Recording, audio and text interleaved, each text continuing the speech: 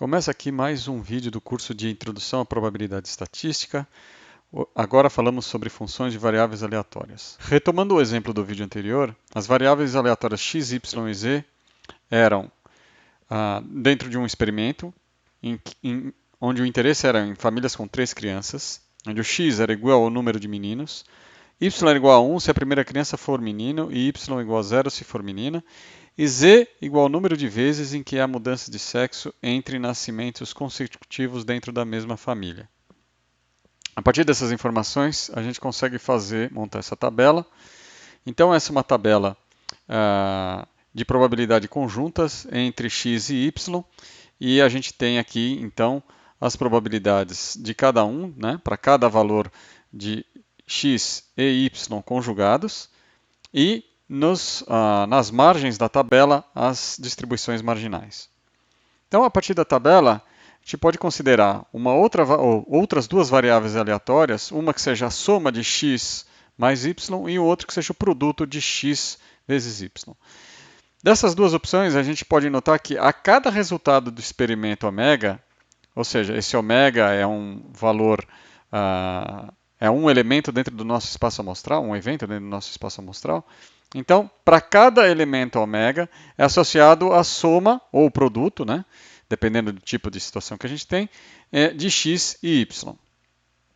Então, a gente pode notar que se a gente tem a variável x mais y do evento ômega, a gente vai ter, então, um x para o evento ômega mais o y do evento ômega. E x vezes y para o evento ômega é igual a o x do evento ômega vezes y do evento ômega. Então, a partir dessas escolhas, a gente pode construir a seguinte tabela. Então, a gente cria uma tabela com os valores combinados, todos os valores possíveis da combinação de x com y, então 0, 0, 0, 1, 1, 0, 1, 1, etc. E a gente faz então as colunas da soma, do produto e a probabilidade de cada um desses baseado na tabela de distribuição conjuntas. Então a gente tem aqui a distribuição, né, os x mais y, a gente tem valores de 0 até 4, e o x vezes y a gente tem valores de 0 até 1. Okay? Então, a partir dessa tabela, a gente pode construir as distribuições de x mais y e da variável x mais y e da variável x vezes y.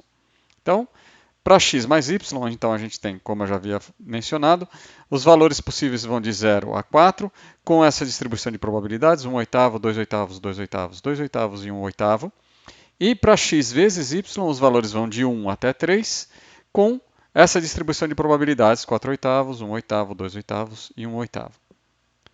Então, a gente pode calcular o valor esperado da variável x mais y, como a gente já sabe calcular que é 0, né, o valor, cada valor da variável, multiplicado pela sua probabilidade. Então, da tabela que a gente acabou de ver, a gente tem, então, 0 é um dos valores vezes a sua probabilidade, mais 1 vezes a sua probabilidade, assim por diante, e a gente obtém o valor igual a 2.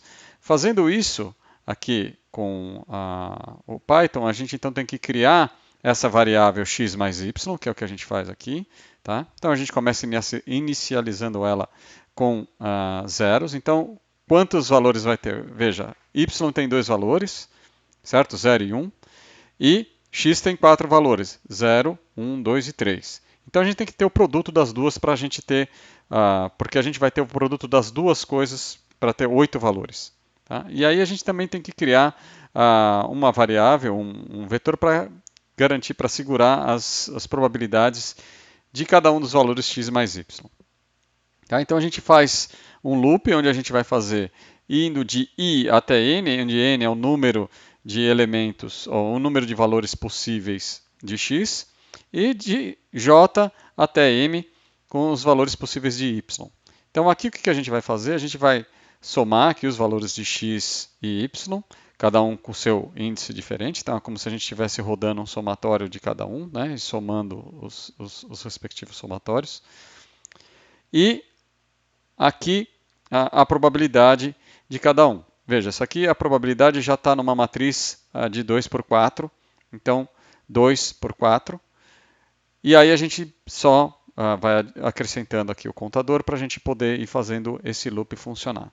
Aqui é onde a gente efetivamente faz o produto interno, né, ou o cálculo da esperança usando o produto interno, usando o produto escalar aqui.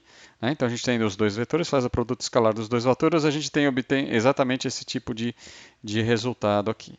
E aí a gente vê o valor, então a gente tem 2, exatamente o valor que a gente esperava obter aqui. Ok? Então, se a gente pegar agora e calcular separadamente o valor esperado de x e o valor esperado de y, a gente tem o seguinte. Então, a gente tem lá os vetores de x e probabilidade de x, vetor de y e probabilidade de y. A gente faz o produto escalar dos dois, obtém o valor esperado de x e valor esperado de y.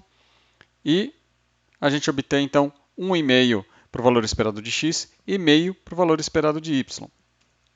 E não é coincidência que a soma desses dois valores vai dar exatamente a esperança da soma. Então, a esperança da soma é igual à soma das esperanças. Tá? A gente já tinha mencionado isso em um outro vídeo mais para trás, quando a gente fez algumas demonstrações sobre valor esperado. E a prova mais rigorosa disso está na referência 1. Então, como a gente acabou de ver, se a gente tiver uma função qualquer, uma função de x e de y, que a gente chama de g de x e y, então a gente tem o seguinte, a esperança de g de x e y é a somatória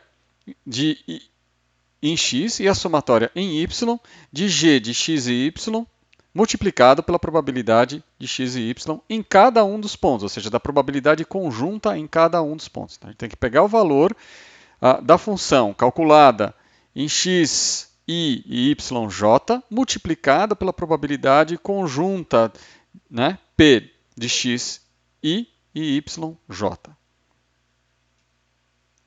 Agora a gente faz o mesmo exercício para o caso de x vezes y. Tá? Então, para a gente obter a esperança de x vezes y, a gente faz a mesma coisa. Então, a gente tem que criar um vetor aqui. Né? De novo, vai ser um vetor de tamanho 8. O vetor de probabilidades a gente nem precisaria criar, porque as combinações são as mesmas do que no caso da soma, então o vetor de probabilidade no caso da soma vai ser o mesmo do produto, mas tudo bem, a gente faz aqui para exercitar mais uma vez. E aí a gente faz de novo o mesmo tipo de loop, um loop em x e um loop em y, né? O y é o loop em x, o j é o loop em y, e aí a gente faz aqui para cada valor de x e para cada valor de y, a gente faz o produto, guarda na nossa variável, e aí aqui a gente faz, de fato, o cálculo do valor esperado, tá? E aí a gente dá o resultado aqui. E o valor esperado de x vezes y é 1. Tá? Mas veja, se a gente pegar o produto dessas esperanças, ou o produto dos valores esperados, que era 1,5 vezes meio, a gente obtém 0,75, que é diferente desse valor. Então, nesse caso, a gente obtém um valor diferente. A gente não pode dizer, então, que o produto, a esperança do produto é igual ao produto das esperanças. Tá? Então, de maneira geral, isso não é verdade. Mas eu vou citar aqui um teorema. Esse teorema diz o seguinte: se x e y são variáveis independentes, então a esperança do produto é igual ao produto das esperanças. Então, ali a gente pode concluir que as variáveis x e y não eram independentes no caso presente que a gente estava estudando. Tá? E a gente também tem a prova desse teorema na referência 1. Era isso que eu queria mostrar nesse vídeo.